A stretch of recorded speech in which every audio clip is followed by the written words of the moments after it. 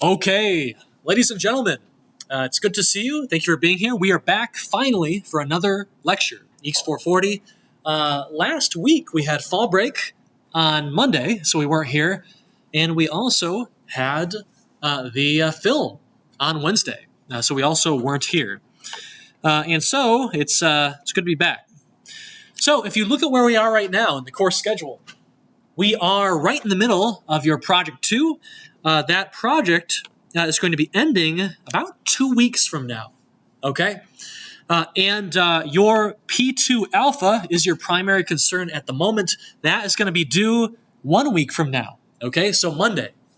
P2 alpha, just like P1 alpha before it, has quite a few tasks on it. If you take a look, there are quite a few tasks, all of these ones in red, and more than that, they're a bit more involved than the first week. Ideally, you're starting to get a good feel for kind of how Unity is similar to Unreal, okay? How do I do some things in Unity, right? Move things around. How do I spawn stuff in? How do I deal with UI and run code in response to UI clicks, right? But you're going to have to do a good bit more of that, okay? You're going to have to make your interface, your UI, a little bit more in depth. This week, you're going to need to do some collision detection this week, right? You've got tasks, for instance, your squirrels that need to be able to touch an acorn and then despawn, all right? When you throw the acorn at them, kind of like the Pokeballs from Pokemon Go, okay? You're going to be working on things like the orbit controls. Has anyone worked on the orbit camera at all yet? No? So this is usually when I rediscover that a lot of my students have kind of forgotten their trig from high school, okay? Fortunately, don't forget, there are a lot of hints to help you on these tasks, to keep you moving, to prevent you from burning a bunch of time. So be sure to check out these documents, okay? In particular, when you're doing the math to get that camera orbiting around your character smoothly when you swipe, use this hint document. It will speed you up. It will get you thinking about the right things, okay?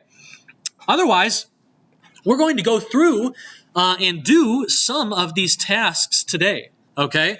Things relating to the squirrel and the acorn. We're going to do some collision detection today. I'm going to show you how you can go about getting some of that started, all right? You've got a week from now, and it shouldn't be too bad, but please do get started if you haven't on P2 Alpha.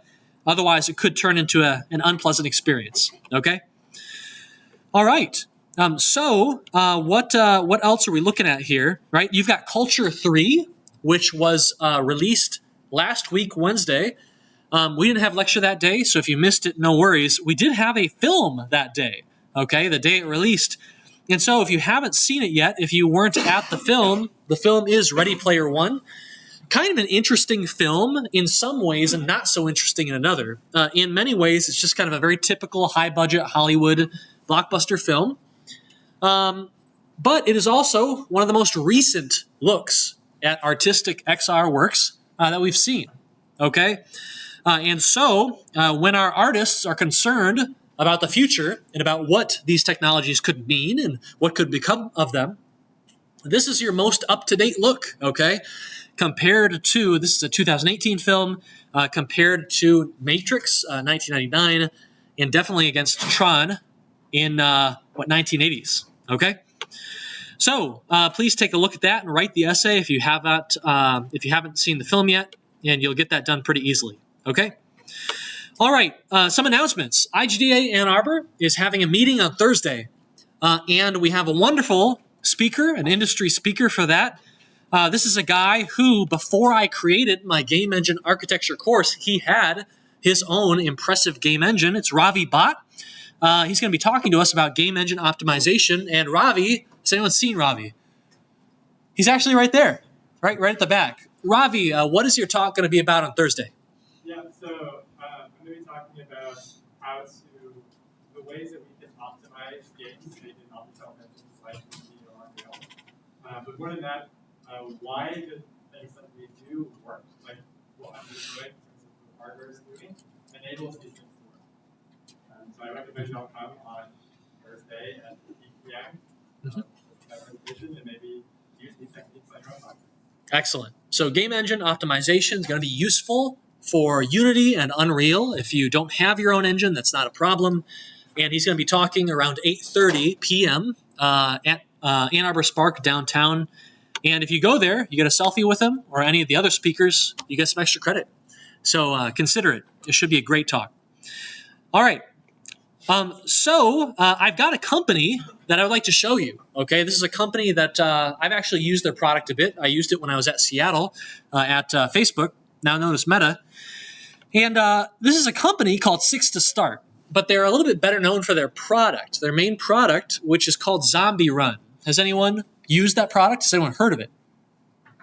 So Zombie Run is an augmented reality app that is interesting to us because it focuses not on kind of the visual aspect of augmented reality, right? Changing what you perceive visually to be there, but it actually does it with audio, okay? So if we have any audiophiles here, if we have any musicians here, then this might be of interest. This is an application that, as you can kind of see, you turn it on with your headset, with your headphones, your AirPods, whatever, and it basically tells you a story while you jog. It keeps track of your workouts. It is a running app, but it integrates your workouts into an unfolding story. So during certain moments in your workout, in the story, you'll discover that there are zombies behind you, and you'll be encouraged, you'll be coaxed to run faster and faster in order to stay away from them, okay? And that affects your workout. Let's go ahead and take a look at the trailer.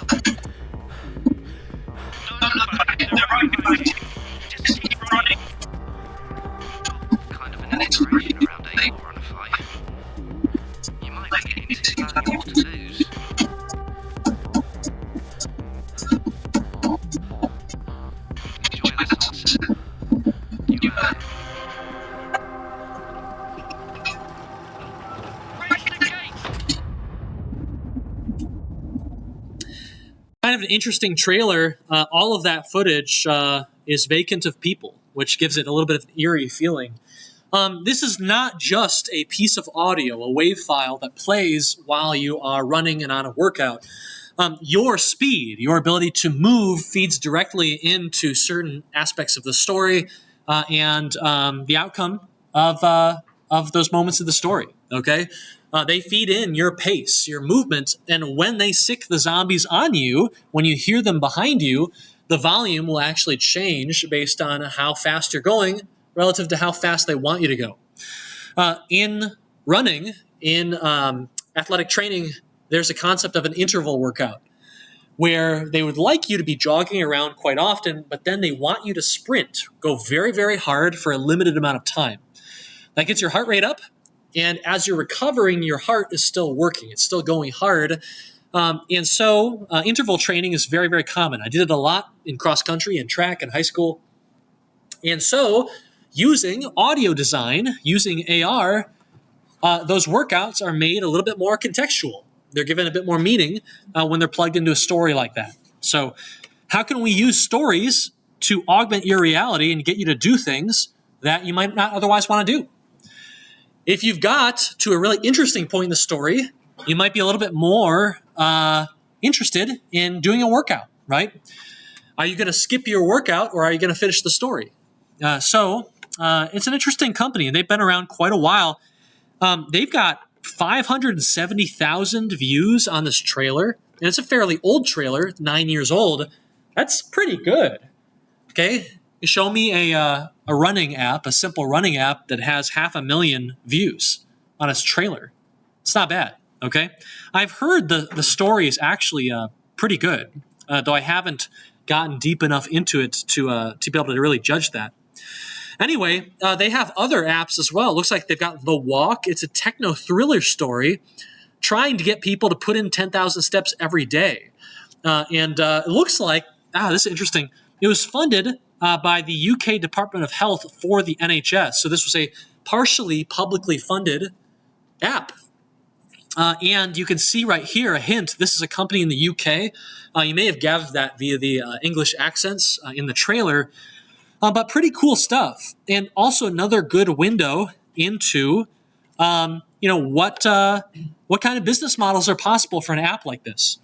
So on your Project 3, you will be designing your very own application, your own business. And as part of that, it's not just going to be programming, okay?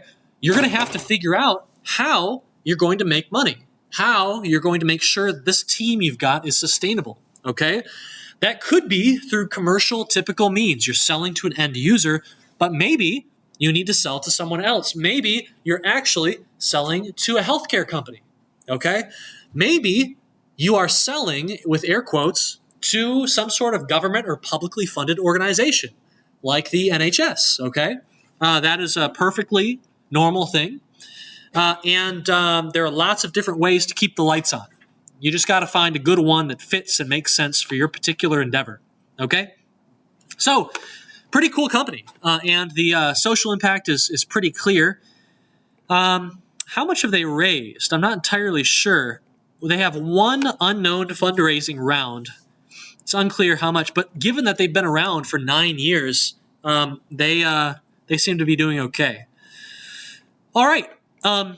So I've got some more announcements before we get to the main content of our lecture here.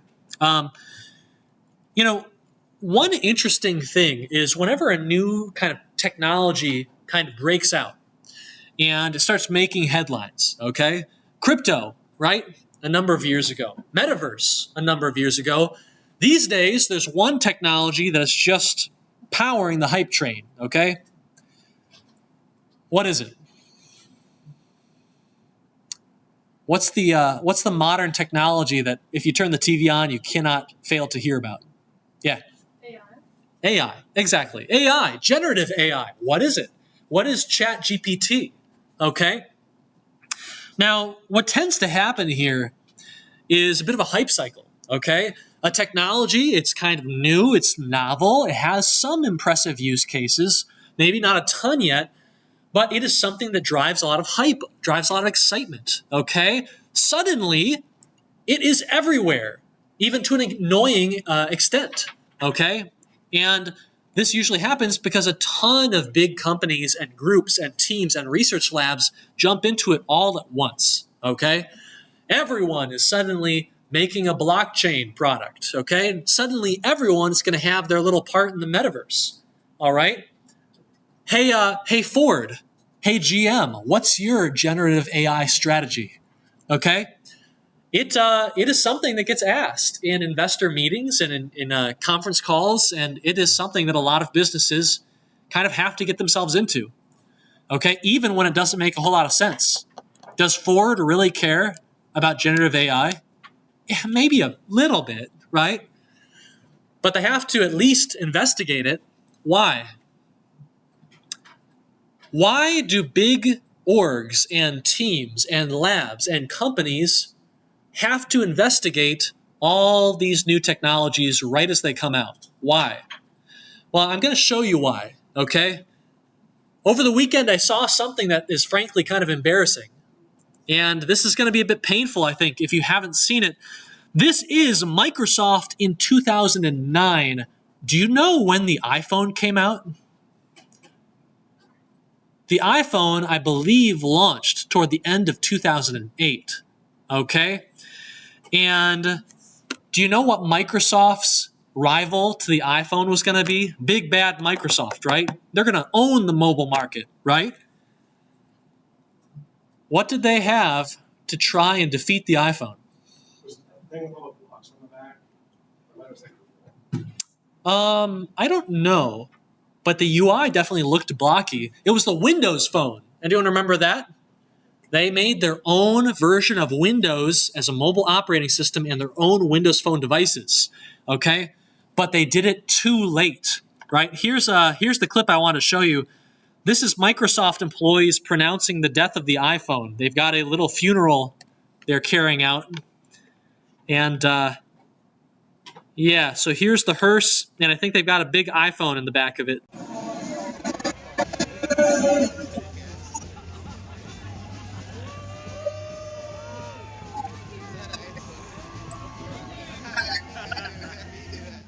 Yeah, the pallbearers are carrying the poor iPhone, right? Because the iPhone is finished, right? Windows Phone is here, right? Well, no. Windows Phone, it became a quick joke, okay? It didn't last very long. I have a bunch of unused Windows Phones in my basement, actually. Professor Ringenberg had them, gave them to me because I was kind of curious about the devices. I dissected them a bit. I got them running. I played around with the OS. I wasn't able to do anything interesting with them because all the stores and all the support from Microsoft is now dead. It's offline. So they're basically bricks now. Okay, so what happened? Microsoft wasn't super late, but they were late enough that they completely missed the boat. Maybe smartphones were going to be a flash in the pan, a fad, okay? But maybe not. And it turned out that smartphones are going to revolutionize everything, okay? And so Microsoft missed that boat. They will not miss another, okay? That is why if there's any sort of interesting new technology breaking out, big companies like Microsoft are going to dash in. They'll sprint in with as much force and resources as they can, even if it looks like they're kind of wasting stuff, okay? Even if it turns into a flash in the pan, that doesn't matter. They have to get in there, and they have to be there just in case, okay? All right. So keep that in mind, all right? It's very interesting to watch big organizations and what they do. All right. A new HBO documentary is available, I believe. It's kind of an interesting one. This was shot entirely, I believe, during the pandemic, and it was shot entirely in virtual reality. This is We Met in VR.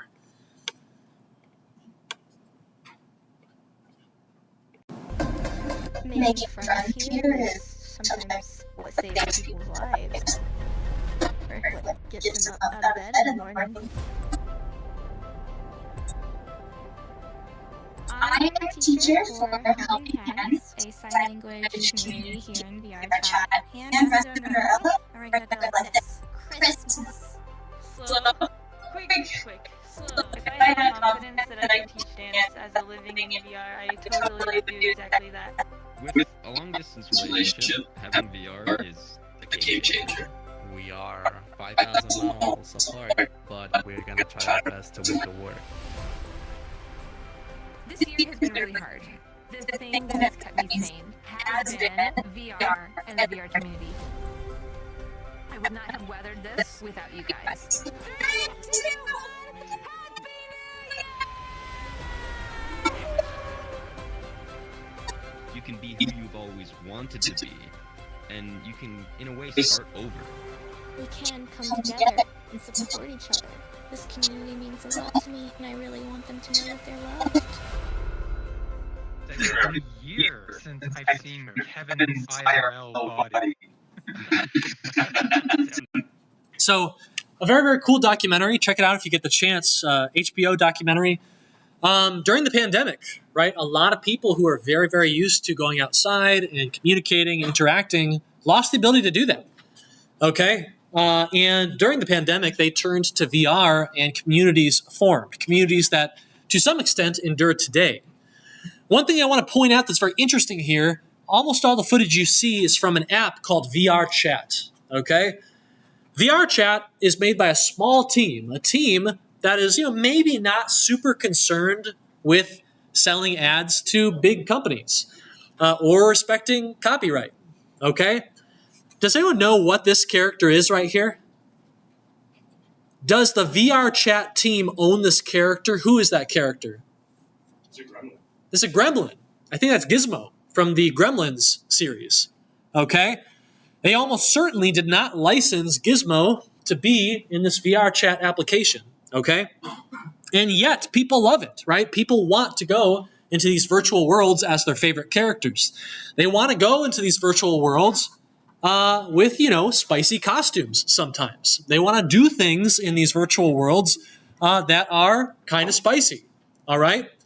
If you compare VR Chat to Mark Zuckerberg's Horizon Worlds, okay, the official community application for Meta, okay, it was a dud. And one of the reasons why is that, yes, right, Horizon's World looks okay, but Meta has other concerns than just giving you a good time, all right? They need to sell ads, which means they're going to limit what kind of characters you can bring in. They're going to limit what kind of costumes you can have. This is a company that effectively banned the lower half of the human body to keep things less spicy for ads, okay? And that kind of goes a long way to explaining why it failed, okay? Millions and millions, perhaps billions of dollars pumped in to a rival to VR Chat, and it never even came particularly close, okay? So anyway, it's a very, very kind of interesting topic, okay? What does it take to create a community, and what are human beings looking for in those communities?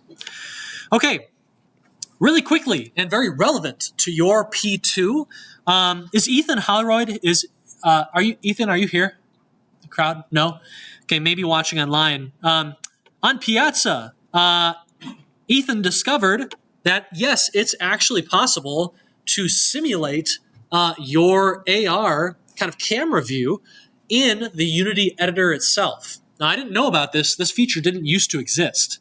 But if you go to, it looks like Edit Project Settings and XR Plugin Management, you can actually check this box that says XR Simulation. And Ethan has said it's not perfect or consistent, but it might help. It might speed you up, especially if you're having some of these nasty Android build issues. I'm still exploring what's causing that. And when I know how to fix it, I'll let you know. Hopefully, Tuesday or Thursday, I'll have some time to investigate, and we can get things building on your device. I suspect maybe our version of Mapbox SDK is a bit old. So it might be possible to bring in a new version, and then we can get back to building, okay? In any case, thank you to Ethan for finding that and sharing that, okay? All right, so what I want to do today, I want to do two things, okay?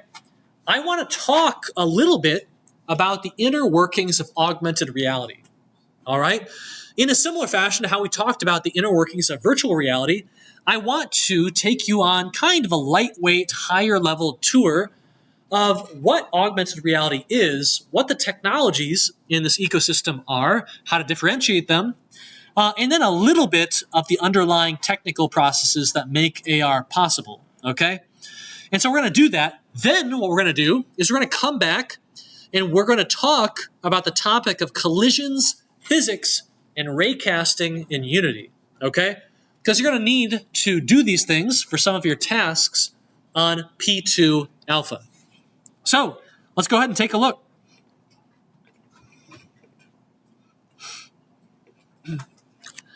So when it comes to AR, when it comes to the kind of things we can talk about in this course, right, while keeping it chill, what I want to do is I want to talk about the different kinds of AR. And this is a very potent topic right now, okay? Just a couple weeks ago, something kind of grim happened. Anyone know? You know those? How many of you put on those HoloLens headsets at the beginning of the semester? Right? Got the HoloLens headsets on. Did you enjoy it? Yeah. A lot of people seem to find it pretty cool technology, right? Well, unfortunately, let me see here. Unfortunately, Microsoft has announced officially that they are discontinuing the HoloLens, okay? HoloLens 2 is toast, and there has been no announcement of HoloLens 3, okay? It actually looks like Microsoft is abandoning see-through or optical wearable AR, and they are moving to team up with Meta, okay? Modern Meta headsets, VR headsets, have an AR pass-through mode. So the question is that the future of AR, right? Are we getting away from projections and are we going wholesale to cameras and digital screens? And I think the answer is looking more and more like yes, okay? But we'll talk about it. We're going to talk about how AR works under the hood. We're going to talk about challenges in AR, okay? Spatial mapping, object detection, body tracking, okay? Occlusion, that's a really tough one. And we'll be talking a little bit about GPS as well, all right? Every one of these topics will be covered in a rapid-fire approach, okay? Because, frankly, a lot of these topics kind of deserve their own course, all right? If you want to get in and implement some of this stuff, you want to do it in hardware, okay? It's gonna take a while, okay? But it's interesting stuff. So imagine for a second that you want to augment your reality, okay?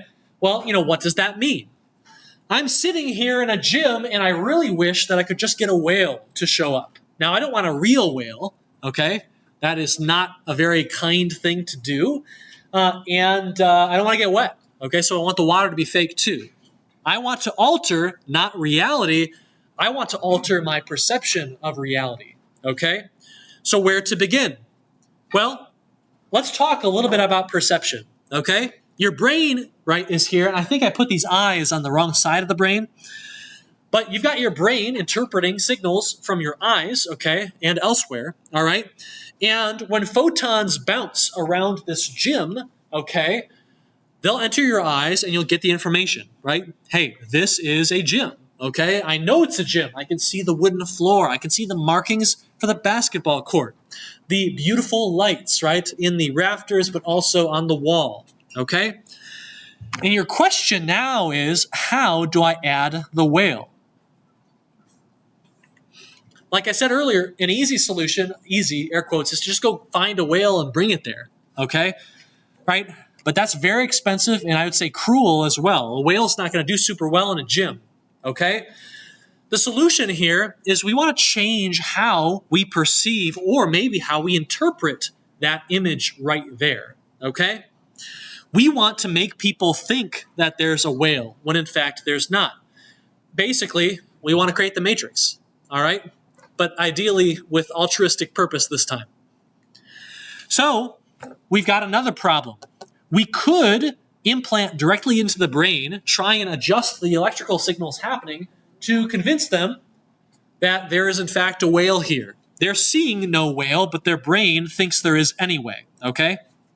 We got a bit of an issue, right? Does anyone know how you can change the brain's ability to perceive things? How you can change its state? Can anyone think of anything? Neural implants are pretty far off. There have been some interesting experiments, right? Some controversial experiments.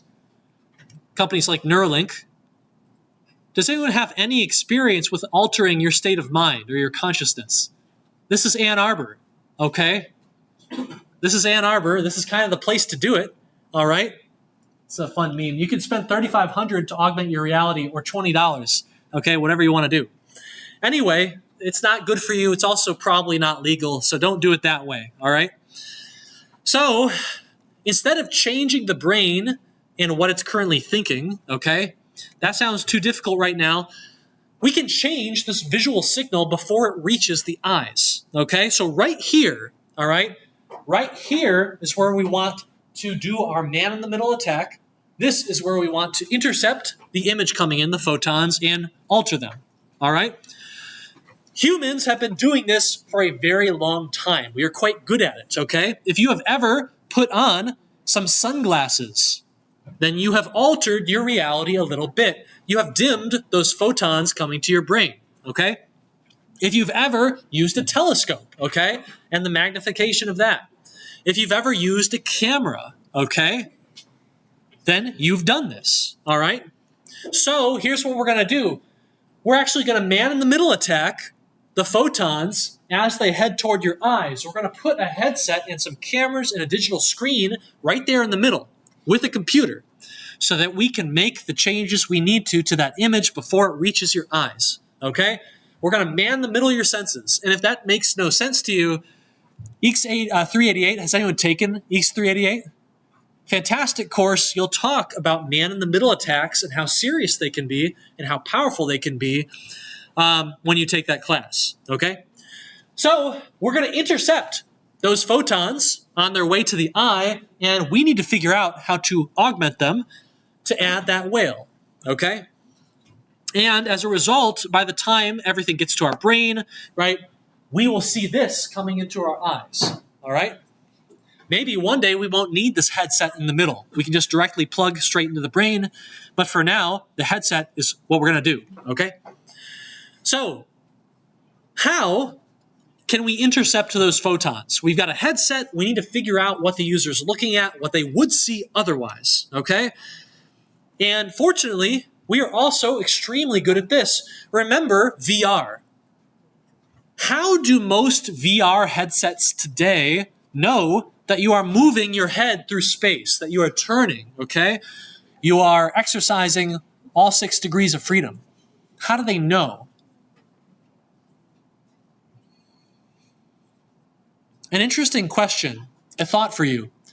If I gave you one of these headsets, these VR headsets, and I put you into a spherical room with very flat lighting, okay, no shadows anywhere, no objects, just a white kind of uniformly lit sphere, and you looked around, would your headset still function?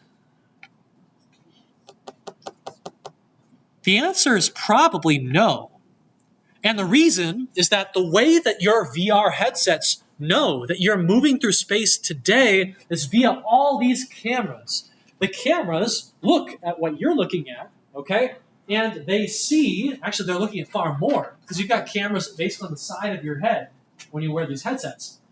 And it's looking for reference points. It's looking for edges. It's looking for objects. And as you move around, as you turn, right, how those points change tells the headset about how you have moved, how you've rotated, okay?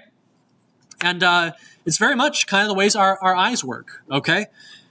It's impressive stuff, okay? So these cameras are primarily cheap cameras, okay?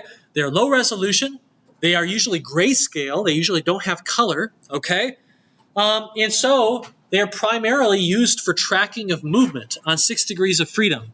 They're not used to show you a beautiful image through the display, okay? But imagine if they were a bit higher quality, okay? This is the MetaQuest Pro. This is the device that is in front of you on all these tables, okay? This was, as far as I know, the first AR device to give you full color cameras, tracking cameras all around your headset. And so now we've got all this really high quality, well, relatively high quality color footage. What if we just fed it through the device onto the displays in front of your eyes? If you did that, you'd basically see what you see right here, okay? you're seeing through the device. The photons are passing through the device. That's why it's called pass-through AR. And you can do things, right? You can see that there's an easel and a painting right there where there really isn't, okay? So when you look at modern AR devices, now this is pretty soon to be defunct device, the HoloLens 2, okay? The Magic Leap 2, right? Spectacles 2, the Snapchat Spectacles, right? All of these have cameras on the outside. Even if it is a kind of projection approach, even if it's optical AR, like the HoloLens, even they will have cameras on the outside to help kind of figure out what you're looking at, okay, and what's there. How many of you have a modern iPhone? So maybe iPhone 12 or newer, okay? There's a lot on the back of this phone. Have you ever taken a moment to look at it? You look on the back of this expensive device, and there are quite a few things, some of them fairly small, okay? Look right here. You've got cameras. Does anyone know what this is right here, up top? This yellow dial. Any idea? Okay, that's the camera flash, in case you need it, okay? Now, we got two down here. Does anyone know what those are? Any idea? They're particularly interesting. They provide the phone with an additional way to sense 3D space. But I won't tell you what they are right now, okay? We'll get back to that in a sec, all right? Interestingly, cameras and camera sensors are becoming a really, really big deal. Sony is a well-known company, but Sony as a business is not all that healthy. For quite a while, Sony's by far most profitable divisions were the PlayStation division, which is very famous, but second, their camera sensor division. Sony produces a lot of very advanced camera sensors. They produce the sensors, some of them for the iPhone, and it's become extremely valuable for any sort of smartphone company to get the best sensors that they can, okay? And so they do, and they pay a pretty penny for it. So hopefully we're now convinced that humanity has the technology to intercept photons very effectively, okay? We can capture this stuff. We've got good cameras. We've been making cameras for quite a while, and we've miniaturized them to such a degree that you can now stick them inside of a tiny little slim phone, and they're very high quality, okay? But once you've got the photons into your device, right, you can do some computations on them, right? You can try and understand them. How do we actually add this whale? Is it as simple as just copying and pasting like a Photoshop image? Just slapping the whale on there? It's going to look awful if you do that, okay? If you want to just overlay a whale, why not just get a transparent whale and hold it in front of your face, okay? Or cut out something with a piece of paper and hold it there. It'll be about as convincing, okay? So a question is, what do we do with this image data coming in, okay? I've got a challenge for you. What is the following? What is this? What do you see? What do you got? You see a sofa, okay? You see a sofa. What else do we got? Ravi, what do we got? We got a rug, right? We've got a bookshelf. We've got brick interior. We've got this little plant over here, okay? And all of these things together give you what? What is this space? Yeah. Yeah, it's a living room, right? It's a break room. It is somewhere comfy and cozy to relax, okay? Congratulations, humans. That is exactly what I expect you to say, okay? When you look at this, right, you say, hey, it's some sort of living space. You know, it's got a couch, it's a book, it's a rug. You are seeing more than individual pixels. In fact, you're seeing more than just individual objects, right? You can understand the entire space, the entire image, but also how it breaks down, okay? If you ask a computer, what is a computer going to see here, typically? You see the space for what it is, but a computer is just going to see a 461 by 326 pixel grid, okay? A 2D array of 3 float tuples for R, G, and B, okay? Without any sort of advanced processing on this image, that is all it is going to see, okay? Just a bunch of hex, just a bunch of binary data, all right? And so, one of the great challenges of the last decade has been, how do we get from an understanding like this, where it's just a big binary blob, to an understanding like this? Humans can do this easily, almost instantly. A computer, though? Hey, has anyone ever used GPT, uploaded an image to GPT or an AI assistant? It's getting better. It's getting pretty good at understanding what's in an image. But it's not nearly as fast. Still, it takes a moment or two. It's not nearly as fast as even a very, very young and in development human being. Okay?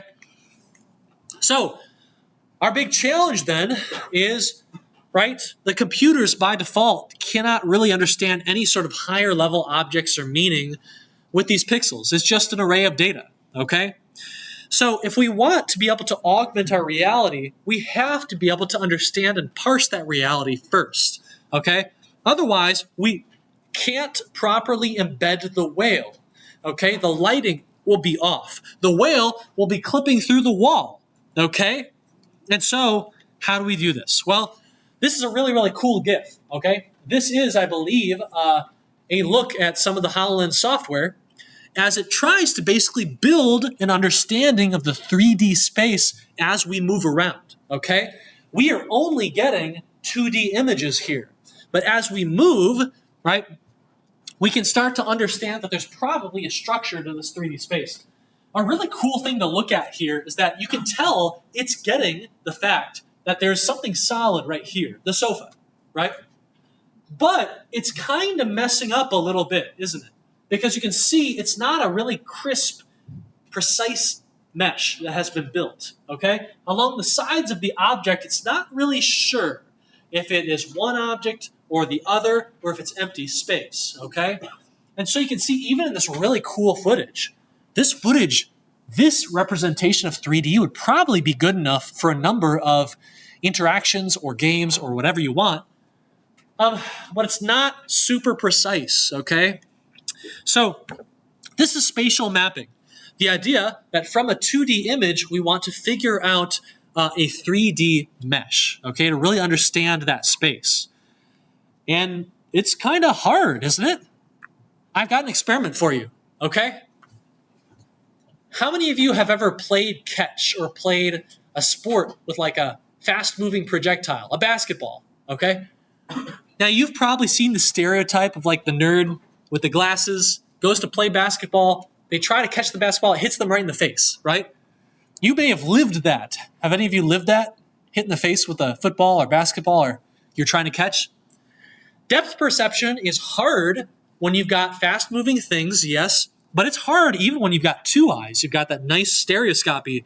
If you put one hand over one eye, right, it's even harder to understand the depth of certain objects, especially if they're moving, okay? You can still do it. Shadows, right, angles, your understanding of the space before you closed your eye is super useful. It still can be done, but it's not easy. And it's not easy for our software and algorithms either, okay? So, how do you figure out a 3D mesh from a 2D image? Well, you want to understand the space, okay? If you look at this image of the gym, right, we have to do more than simply copy and paste a whale image there, okay? We need to understand what this space actually is. Okay, I've got a question for you. Imagine this as a 3D scene, okay? It's pretty easy for you. You are, after all, a human being, okay? Now, tell me, where are the lights in this scene? Where are they? There are some light sources here. And if we knew where they were, we could recreate this image by positioning them properly in Unreal or in Unity. We could do it automatically. Imagine a plugin for Unity comes out tomorrow, and it's just, it's amazing. And it allows you to upload an image, and it automatically models a 3D environment for you. That'd be amazing, right? Could speed up development quite a bit. Just take your 2D concept art, upload it to the model, and boom. You now have a 3D environment. You can do anything in it. Where are the lights? Well, you can't necessarily see them exactly, but you have a strong hint that there are probably lights up here. Those might be lights, or they might be skylights, okay? You also have a lot of light coming from over here. But what's really cool is that you also have light coming from over here, probably from lights that you cannot see, okay? It's just hinted at, all right? What about geometry, collision geometry, all right? We need our whale to not dive into a wall. We need to know where the floor is so that the whale can spawn underneath it and jump up and then splash back into it, okay? So you can do things like edge detection. You can run algorithms on all the pixels in this image, and you can decide that probably, according to some of our lighting, according to some of the ambient occlusion in this image, right? Probably we have a line there. We have a wall there, an edge, okay? And edges are connected by faces, and so we can create some collision geometry here, okay? EECS 442, by the way, is the course to take if you want to dive deeper into algorithms like edge detection, okay? These brightly colored pixels grouped together are a strong hint that there are light sources nearby. So we have a strong idea now that there are light producing things over there, okay? You might use object detection in order to get a hint that, hey, this cluster of pixels is probably a bunch of humans, okay? It's a crowd, it's a group, all right? So, image segmentation, right? Break the image up, figure out what different pieces of the image are representing, okay? As a result of this understanding, you can actually have a whale spawn at the right place, look good, okay? Look tinted by the lights, right? So look at this whale right here. I think it takes on a little bit of a yellow tint when it gets really high. But maybe that's just me imagining it. But that's the thing you have to do. If you want to create a fake object that feels real, it has to be embedded in the space. It has to be affected by the things in the space, including lighting, including collisions and walls, and stuff like that. If we know that the humans are on this side, the right side of the space, then we know we want the whale to go that direction to show off to them, right? Imagine we accidentally do it the other way, okay? That would not be so good. And so, right? So we really need to have a good understanding of the 3D space if we're going to actually make something feel like it is real, like our reality has been augmented for sure, okay? So returning to this iPhone device back here, we have so many different sensors on the back of the device. Now, this one over here is super cool. What is it? Any idea? It's a LiDAR sensor, okay? A LiDAR sensor, right? Like radar, but with lasers, okay? Has anyone ever seen this feature? This is the capabilities of the latest iPhones. When you scan an object, and you can do it like this fire hydrant, it will build a mesh for you, okay? Just like this.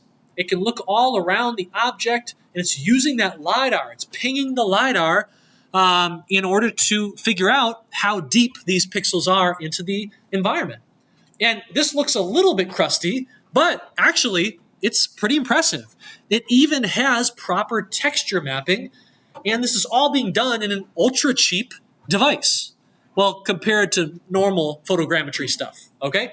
You can even put it right in there in the environment, and it looks reasonably natural, okay? Kind of. It's better than it used to be, okay? As you move the device, it anchors it to the ground so that as you shake your camera, it moves up and down just like the actual hydrant does. Super impressive stuff, okay? So when you look at things like self-driving, A big problem that would have a tremendous economic impact if it were solved, right? Getting people around is one of humanity's oldest problems. If we can do that cheaper, that's a big deal.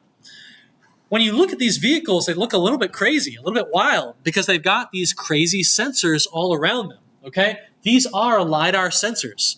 And in the same way that you put cameras all around your headset, you put LiDAR sensors all around your vehicle, okay? So that you can judge depth and figure out how close anything is to you, okay? Right? A lot of people don't like how these look, all right? I don't really like how they look. I don't think they're very cool. This is May Mobility. Has anyone ridden with May Mobility? This is Ann Arbor's kind of homegrown self-driving vehicle, okay? It was made by, I believe, Professor Olson in the computer science department. And super, super cool startup. Anyhow, right? I encourage you get free rides if you use it. This is what LiDAR is like, a LiDAR sensor, okay? It redirects and spins a laser around as quickly as it can. And it uses the information coming back to figure out how deep, how far away are certain objects. So if you look at this, right, you get data that kind of looks like this. You can know that there's something somewhat close to me. Now, you don't know the full shape of that thing, okay? You just hit the surfaces that you hit.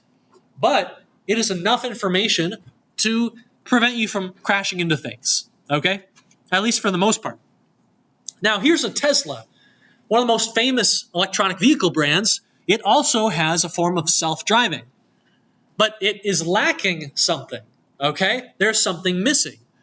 These vehicles look pretty good, okay? They don't have these sensors hanging off the vehicle in every direction. These vehicles have cameras, but they don't have LiDAR sensors. And famously, Teslas do their autonomous driving. They try to without any sort of LiDAR. They instead just use cameras. And the rationale here is that, hey, humans get around using just cameras as well. We don't have LiDAR sensors. So cameras should be, if you do it right, all that you need. Now, this is in a way, it's really, really impressive and very exciting. Has anyone seen this footage? So I'm going to show this footage to you in just a sec, but Tesla released some footage that offers kind of a debug mode breakdown of what their autonomous driving system thinks it sees. And one thing that's really spooky is when I show this to you, it's going to be very jittery and kind of inconsistent. But another amazing thing, it sees very far in the distance, okay? It sees stop signs when they're just a speck in the distance. So let's go ahead and take a look. Here we go. Right? So you can see its understanding of these lanes, and it's kind of twitchy, right? It's always kind of changing its understanding and its confidence of what it sees, right? We're driving through a downtown area, all right? And look, it saw this stop sign from super far away, okay? Look at the first frame in which it makes this turn and sees the stop sign. Look at that. Super, super quickly and far away. When the stop sign is a little bit difficult maybe for a human to notice, all right? It has already seen it. So you can see it building these meshes. When it sees another vehicle, it tries to create this cubic kind of mesh volume, this collision volume, to understand, hey, I cannot go over there, right? It's creating a 3D space so that we can actually do things in that 3D space. It's not just a 2D image anymore. It's a space that I can flow through, that I can make decisions in, okay? Pretty impressive stuff. And again, a lot of this stuff comes from computer vision, okay, which is a course you can take. Computer vision algorithms are available to you. OpenCV, has anyone heard of it? If you want to do interesting computer vision techniques on your final project or on any project, OpenCV is a really, really good place to start, okay? So don't forget about it. But as cool as that footage is, it has failed, like pretty publicly, okay? Tesla has been involved in deaths relating to their autopilot, okay? On occasion, the autopilot system likes to just drive straight into something, even seemingly when it sees it, okay? 2 killed in driverless Tesla car crash, okay? Tesla investigation deepens. 12 U.S. autopilot crashes, okay? Now, a question for you. Do you know how many people get hurt like every day when humans are behind the wheel? Like, I don't have an official number, but the answer is quite a few, okay? Right? We've been dealing with fatalities on the road for a long time. We're now building our roads and organizing our streets to try and make that less likely. This is to say, Tesla's autopilot is doing some damage, but is it doing more damage than humans have already done with their own crappy autopilot? It's an interesting thing to think about because humans have been messing this up, driving for a long time. But the moment that robots mess it up, even if they don't mess up often, it's a huge news story, a big controversy, okay? People are socially, culturally, kind of averse to robots accidentally killing humans. Only humans do that, okay? So, yeah, perfection is likely going to be more or less required before people will feel comfortable doing autonomous driving all the time, okay? Which is kind of a high bar to clear. Let's hope they can. The course that covers many of these techniques is 442. It's a very well-regarded course. I encourage you to take it if you get the time. There are also other courses, right? Deep Learning for Computer Vision is in a 498 course. We have a new 498 course on generative AI and graphics. Professor Park is teaching. That looks fantastic. So please note that this is a very hot topic. And if you want to go deeper, right, and really get in there and program your own algorithms to try and understand what you see in a 2D image, then these are the kind of courses you're going to want to be looking into, okay? All right. AR has a lot of problems to solve if we want to put an object into a space and make it feel like it's in that space. This is a really good example, okay? Right? These 2 cats do not exist. You can see that from back here. And yet, when we bring them into our digital reality, right, they are digital objects. We need to figure out how they should be affected by light in the real world, okay? This cat is hiding behind the little doorway, and so it should be kind of not lit as heavily as the cat that's standing in the doorway, okay? I would also say this cat should probably be casting a shadow that's a bit more realistic. But in any case, if you remember toward the beginning of the semester, you probably saw this GIF right here, okay? This is a GIF of a bunch of little airplanes, biplanes, flying toward a light in my house. Now note, does this biplane right next to a light look any brighter than this biplane all the way down here? And the answer is no, okay? These biplanes are all being lit the exact same way, even though some of them are quite a bit further from the light source. And then there's this really obvious one. In the bottom left corner, you have a car that is really brightly lit, but is driving through what is clearly a more shaded, shadowy area in my hallway, okay? And so this is a failure of light estimation, okay? If you look at Google's technology, they have figured out a way to look at a real-life image, estimate where the light probably is relative to your digital objects, and then color and shade them in that fashion. Right? So if we've got a bunch of lights coming from this direction, and this is where you guess the light source is, we'd expect the back side of it to be much darker, okay? And the other side would be much lighter, but we can't see the other side, okay? Over here, it's the opposite. Based on the shadow, right? Well, actually, based on the shadow of these objects, we know that the light source is probably over this way, and so this side is going to be much better lit instead. And once you figure it out, where the light source probably is, you can actually make a realistic shadow of the digital object, right? These don't look perfect, but they look dramatically better than those biplanes that I showed you a few moments ago, okay? All right. Occlusion is a very, very big topic in augmented reality as well, okay? When you watch this footage right here, it should kind of make your head hurt a little bit, all right? What is wrong with this image? You can see there's a human being, you can see their hands, and we have a clearly digital object. It's obviously digital. It doesn't feel like it fits in this footage at all. It actually looks kind of not so great. But the question for us is, why does it look so out of place? Why does it look so poor? And the answer, you see what they're doing with their hands, okay?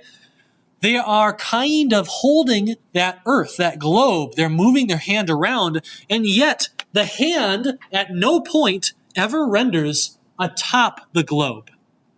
The software has no idea that the hands are in front of and should be occluding the globe. Okay? That is what occlusion means, if you didn't know that.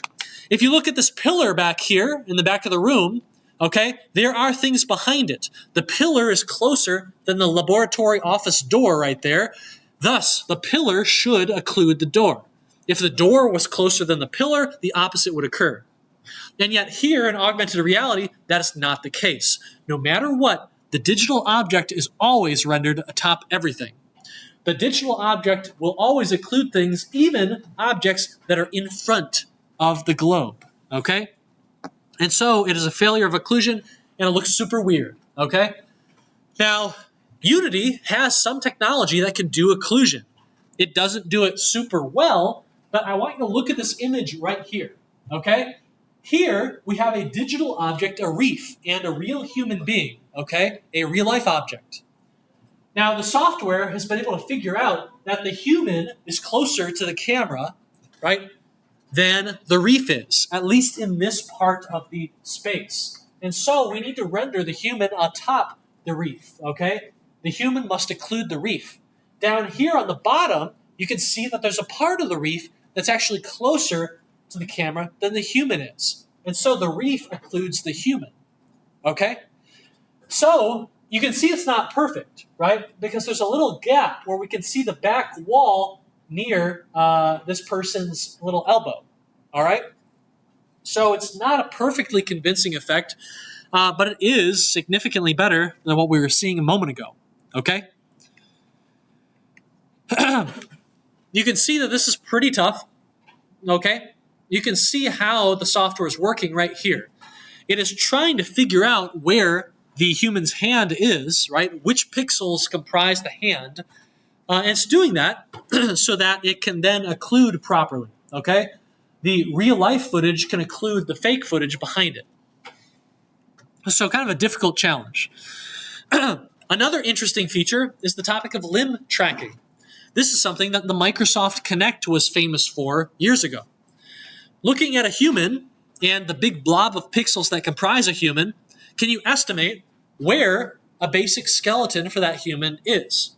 If you can do that, you can feed that skeletal data into software, and you can use that skeleton and its movements to control things, right? It's a new way to interface with the digital world, okay?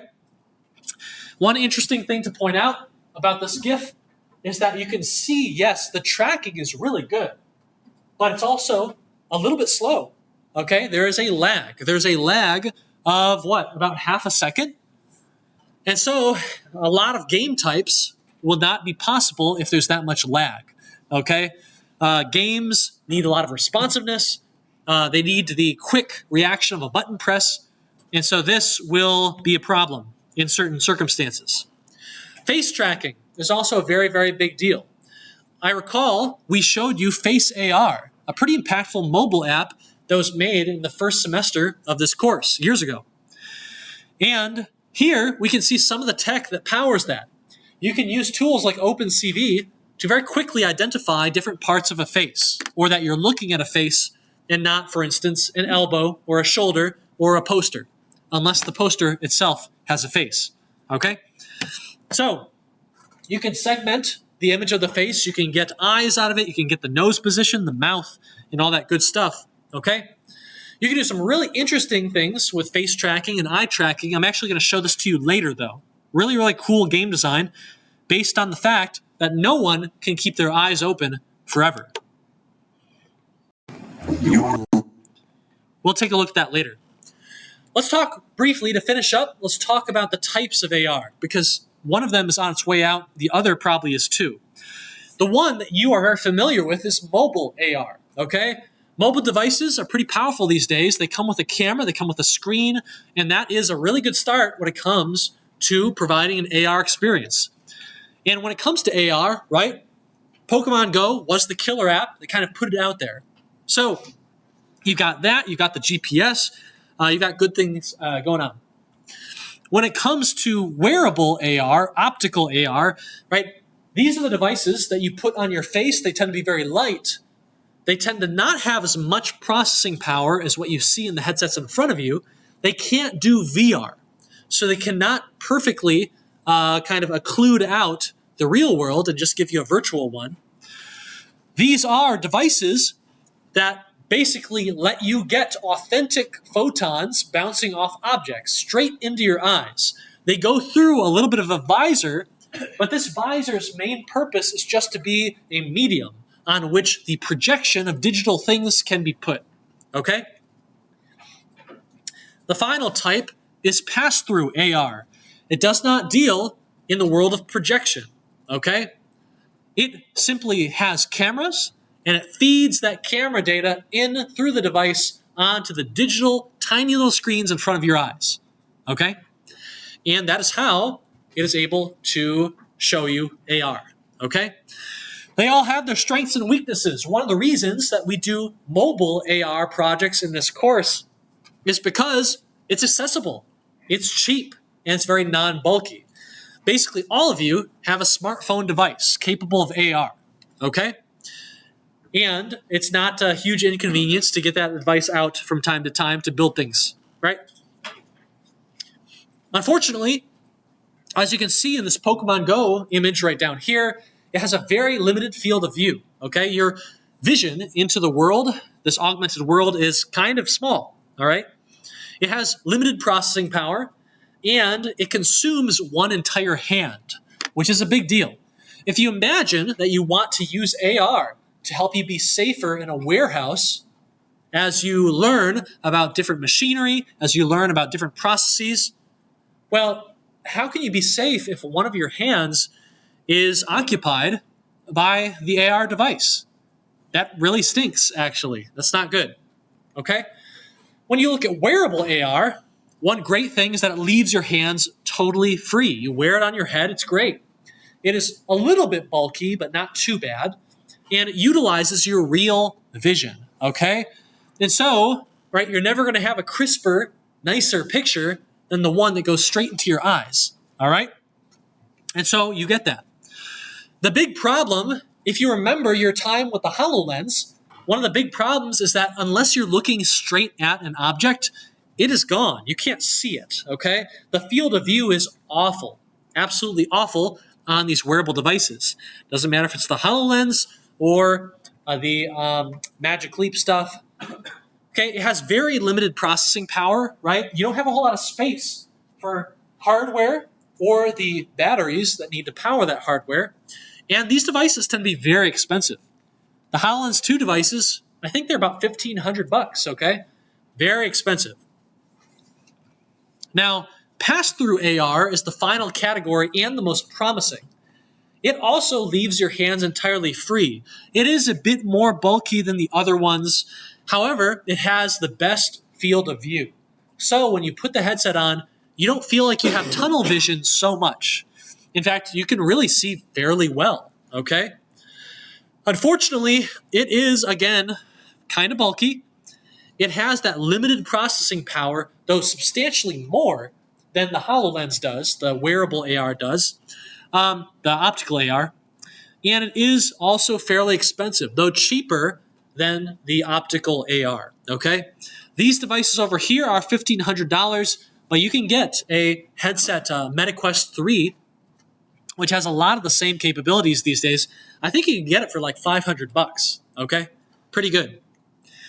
So that field of view is a really, really big deal, okay? A very, very big deal. The human eye has a field of view of about 135 degrees, which is kind of what we're getting close to with these pass-through AR devices, these headsets, but wearable AR is just a mile away, okay? It's awful.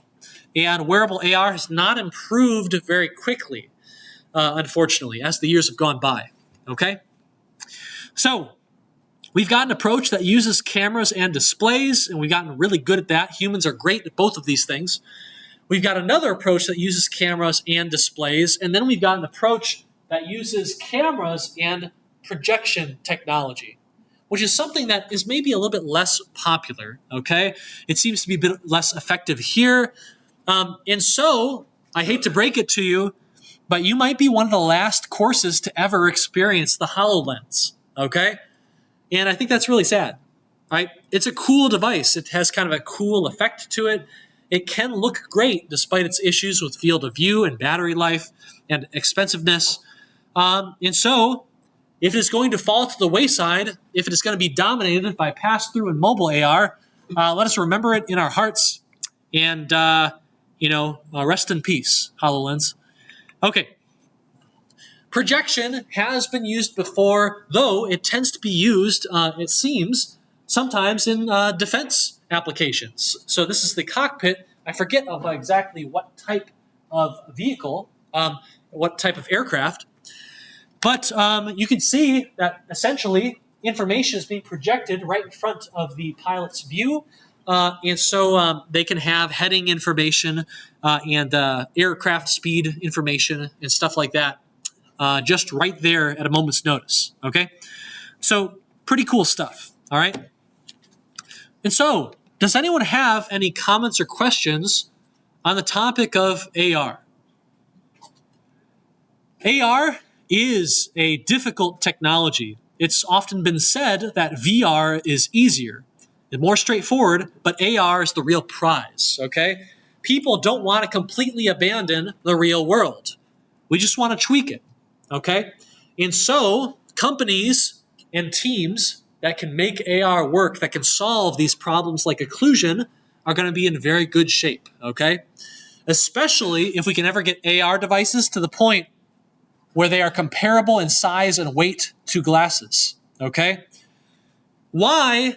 Riddle me this, everyone. People have been waiting for the killer app for AR. Some would say it's Pokemon Go. I don't know if that's quite a killer app. What is the killer app for glasses? They're a little bit heavy. I don't always like the way I look in them, but you better believe I'm going to wear them. Why? They're very expensive too. What is the killer app for glasses? Being able to see. I get to see what is around me. That's a bit of a big deal, okay? That is truly a killer app in that if you don't have that ability, you could very well be killed, okay? By a bus or by a pit you walk into or something, okay? And so, right, technologies need that killer app. We got them here, and if we can get those miniaturized, if we can make our technology small enough, our batteries powerful enough, you can imagine that things get a lot easier for AR, okay? Maybe in the next wave. We'll see. All right, everyone, I want to take a 5-minute break, and then I want to get into Unity if we can, okay? We might not get everything done in Unity today, but we'll come back on Wednesday maybe and finish it up, all right? So let's go ahead and let us take 5 minutes. I'll put some music on, and we'll see you then.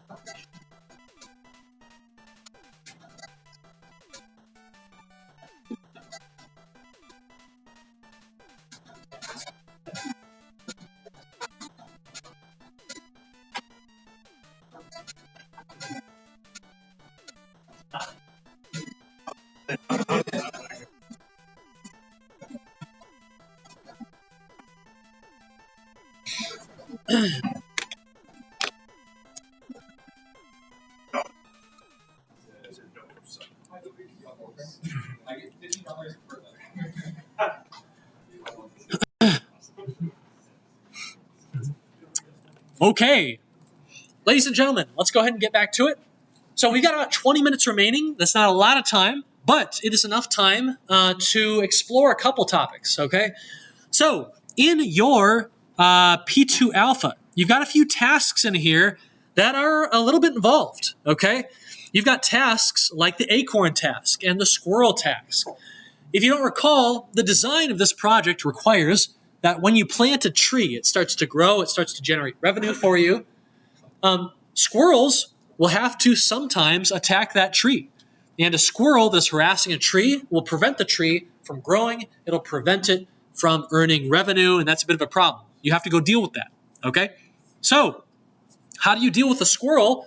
Well, you need to throw an acorn at it, okay? You're going to throw an acorn, and so you're going to have to spawn an acorn object into the game. You're going to have to give it some motion, and you're going to have to detect a collision between your squirrel and your acorn, okay? So to keep things simple, right now, what I'm going to do is I'm going to actually keep this in our map view, our exploration scene, okay? Now, in your project, you're going to want to take it to the interaction scene, okay? Because that's where you'll be planting trees. That's where you'll be throwing the acorns and hitting the squirrels. And so what we should do is let's go ahead and create ourselves a squirrel. Let's go to 3D object. Let's go to cube. And we now have our little cube, okay? Is this a squirrel? I'm not super convinced yet. Let's make it a bit taller, a little bit thinner, and let's give it a bit of a tail if we can. So I'll go ahead and duplicate the cube. I'll move it in here, make it a parent or a child. Okay, it's got a little tail. We'll make it a bit thicker, okay, bushy tail. Okay, here is our, well, does that look like a squirrel? I don't think it does. Is that a squirrel? You know what I want to do? Let's just go get a squirrel. We're going to go get a squirrel. Let's see here. And we'll also see if we can get an acorn. Okay, what looks good? I want this to be downloadable, so check that box. Okay, we've got like a low poly squirrel. What else do we have here? Store models, Oh, a lot of these are paid. Okay, here we go. That's kind of cute. It's a squirrel balloon. So it's kind of a squeaky squirrel, okay? We'll go ahead and download that. I got to log in first, though. Okay, I want an FBX. So let's download FBX of that squirrel. Okay, let's go ahead and open it up. Okay, gonna go ahead and unzip that squirrel. Let's go. All right. So here's our FBX. I'm going to drag this into our project. Let's go ahead and go to the top. I'm going to go to, let's see here. Let's call this models. And now I'm going to drag that squirrel in. So here we go. Drag the squirrel in. It's imported, and now we've got this nice squirrel. Okay. The materials aren't quite working, but I think that's okay for now. Let's see here. We could go in and try, let's go materials. Can we extract the materials? Model, materials, no. Okay, let's just leave it like this for now. Okay, so we've got our squirrel here. I'm gonna make it a bit bigger, like that. Make sure we can see it alongside our pawn here. Okay, let's go ahead and play the game and make sure that our squirrel is gonna be visible underneath that map. Ideally, we want it on top of the map. Okay, that looks all right. It looks okay. I'm going to raise the squirrel up a little bit. Okay, like that. Okay, I'm going to keep that value. When we end the game, we lose it. So I'm going to just paste it back in. Okay, now we need a acorn. And I think I'm actually going to make that one just with a sphere. And then I'm going to have a smaller sphere just to top it. Okay. Okay. That's kind of a, does that look like an acorn? Not, yeah. It's good enough for us, okay? At least for now. So I'll parent it, and I'm going to name this acorn, okay? And we've got the squirrel here. I'll name it squirrel. Now we want these to be prefabs, so I'm actually going to drag the squirrel right in here. I'm going to grab the acorn and drag that in, okay? And so if you think about what these need to do, what they need to be, okay? We need the ability to spawn these acorns whenever we want to, okay? Whenever we click a button. We also probably want these acorns to be able to move. So I'm going to grab this acorn. I'm going to add a rigid body to it. Rigid body components, if you remember our rollerball lecture, are components that give your game object's physics, okay? And I'm going to turn off gravity because I don't want this acorn to just fall through the map. I want to launch it in a certain direction and have it just move in that direction, okay? So I made some changes to my acorn. I'm going to push those changes to my prefab so we don't lose them. And yeah, then we're good.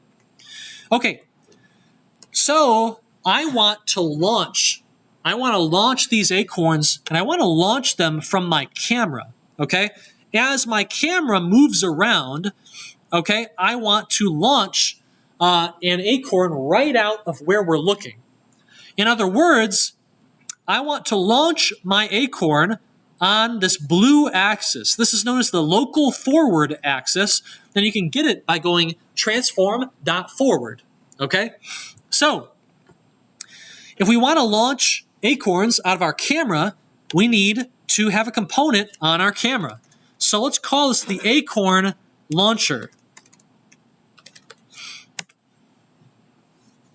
Okay? We have a new component, and it's called acorn launcher. And the thing we want to do, first before anything, is we want to spawn in new acorns. Okay?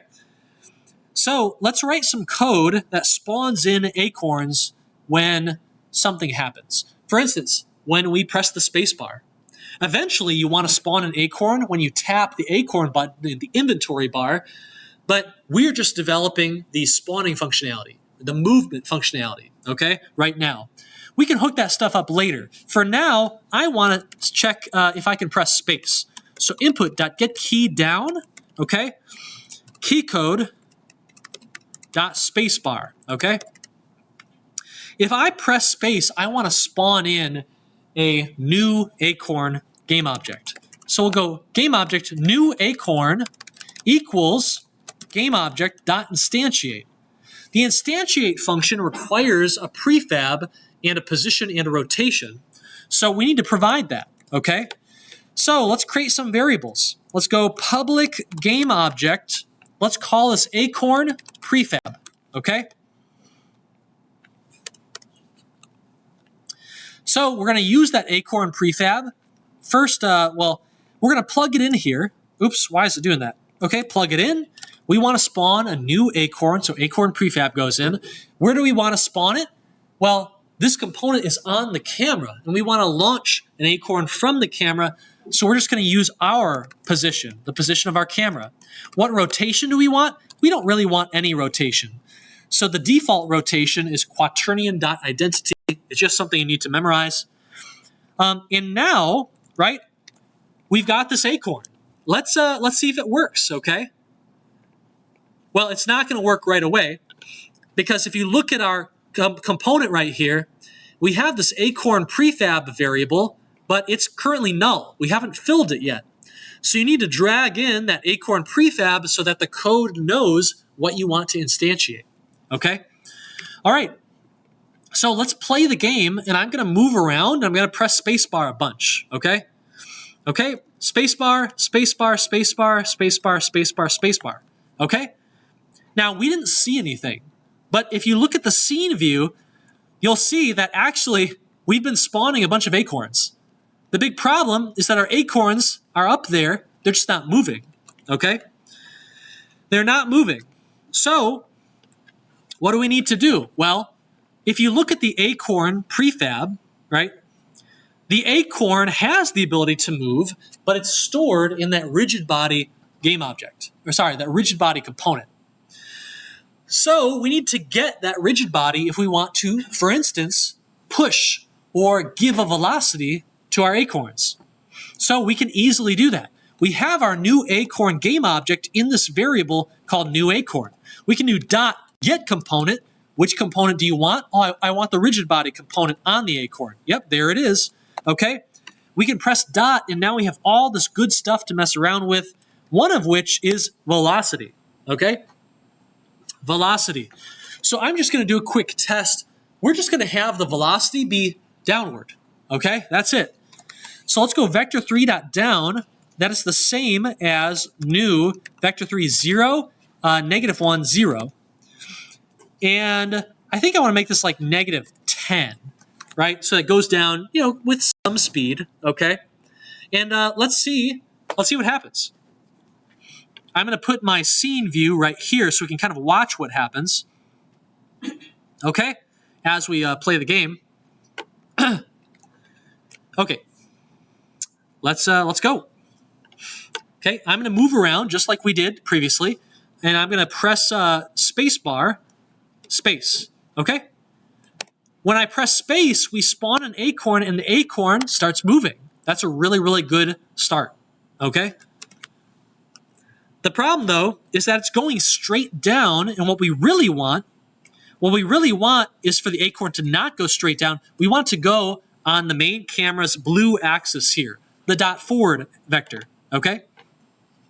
So what we're going to do is we're not going to plug in a vector 3 that we kind of hand make like this. We're going to grab our current forward vector. So transform.forward times, we want this to be kind of fast. So how about 25? Okay, let's see how fast this is. Okay.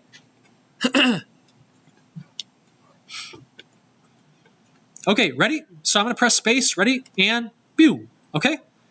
Now that's good. That looks really good. But we probably want to go faster, right?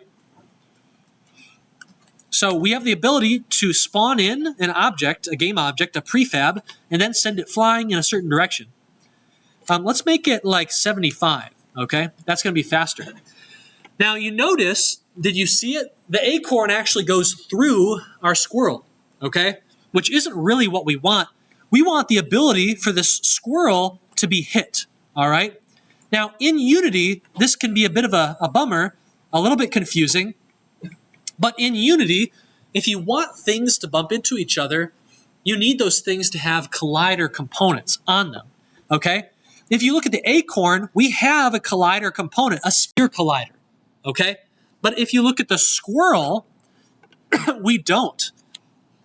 The squirrel only has what?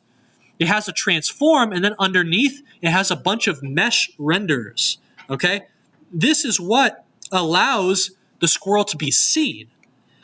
But just because the squirrel looks a certain way, it has a certain shape, doesn't mean that Unity knows how we want to collide with things, okay? This could be a box kind of collider. That would make some sense. It could be a sphere collider. Or maybe we want a mesh collider so it takes on the exact shape that it looks like. Okay? What I'm going to do is I'm going to say, you know what? This squirrel's kind of spherical. Okay, so I want a sphere collider, okay? And I put a sphere collider on. Now you can see that green collision geometry looking good, okay? And I can even mess with the component variables to make it bigger or smaller, right? Move it around a bit, all right? I made a change to the squirrel, and I want that change on the prefab, so all squirrels can have that change. So I'm going to go to overrides. I'm going to click apply. So now all my squirrels will be like this. Okay. All right. So what I want to do is I want to detect when I've touched that squirrel. Okay. I'm going to go to my acorn and I'm going to say, hey, this acorn needs some logic. If the acorn ever bumps into the squirrel, we want to know. So let's add another component. I'm going to call this the acorn component. Okay. So we have the acorn launcher component, which is on the main camera. And then we have the acorn component itself, which is on the acorn. Okay? So we've got our acorn going on. I'm going to double click that. Now what we care about here is a special function. It's special in the same way that start is special or update is special. At a certain moment, it will just get called. I want on collision enter. Okay? This function with this signature, this parameter coming in, will allow you to detect things, okay? For instance, we can detect what we've hit, all right? I want to print the name of whatever object we bump into, okay? So let's go debug.log collision.gameObject. This is the game object I just hit. And then I want to print the name of that game object, okay? And we're going to keep an eye on our console, and we're going to see what names we see, okay? All right, let's play the game. Okay, so we don't have anything yet. I'm going to press space to launch a acorn at the squirrel. There it goes. And we just saw a squirrel. Okay, very good. So that's exactly what we want. Now, what if the acorn goes flying and hits something else? Well, we don't care if we hit something else, right? But if we hit the squirrel, we want to do some stuff. So let's do this. If collision.gameObject.name is not equal to squirrel, okay, then we're just going to get out of this function. We're not going to do anything, all right? So if we've hit something and it's a squirrel, we want to destroy that thing, okay? So we can use the destroy function, and we can destroy that thing that we hit, okay? Which is going to be destroy collision.gameObject, all right? And so let's see how this goes. And I'm going to go ahead and maximize the view so you can see a little bit easier. Okay, so we're going to walk over there. Okay, get our aimer, our reticle, right over there near the squirrel. Press space, and boom. There you go. Okay, so it's not too crazy, all right? You are using some C# code to spawn in an acorn. That acorn has a collider on it, and it has a component on it. That component allows the acorn to say, hey, I hit something. By the way, the thing that I hit is named squirrel, and so let's go ahead and destroy that squirrel, okay? Hey, that's it. Not too crazy, huh? It can be that simple. So you'll have a little bit more that you have to do, right? So I'm pressing spacebar to launch the acorn, but you will have to launch the acorn when we click a button down here, okay? It has to be one of your inventory items down in that inventory bar. And you also want to be doing it when you are in the interaction mode, okay?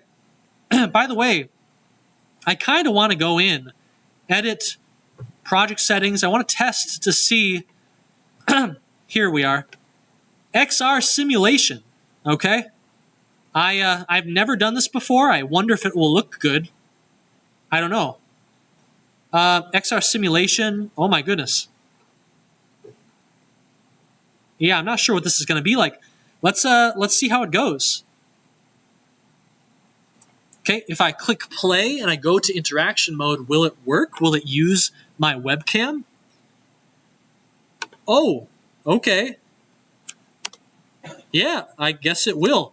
Oh, it's not using a webcam. It seems to be using something slightly different. Oh, you can right-click. Oh, that's awesome. You can right-click here, and it's simulating that cursor. It looks like my cursor is a bit broken, okay? But it's got some fake ground here, okay? Huh. Cool, okay. All right. So if you want to, you can use this to kind of work on your features, and then you can test it in the real world once we figure out the Gradle issue. Or if you've got an iPhone, you're already good to go, okay? All right, does anyone have any questions? Yes? For the Gradle issue, it's like, don't know how to figure out whether using the simulation or the Yeah, so use the simulator for now, okay? Like I said earlier, I'm investigating the Gradle issue. Hopefully I'll be able to tell you how to fix it on Tuesday or Thursday. But for now, yeah, use the simulator if you can, okay? Yeah, no problem. Okay, ladies and gentlemen, it's good to see you. It's good to be back in here, and I hope you have a fantastic early start to your week, okay? We will see you back here on Wednesday. And I've got office hours for the next hour, okay? So if you want any help getting started on these tasks, let me know. Okay? Take care, everyone. Bye-bye.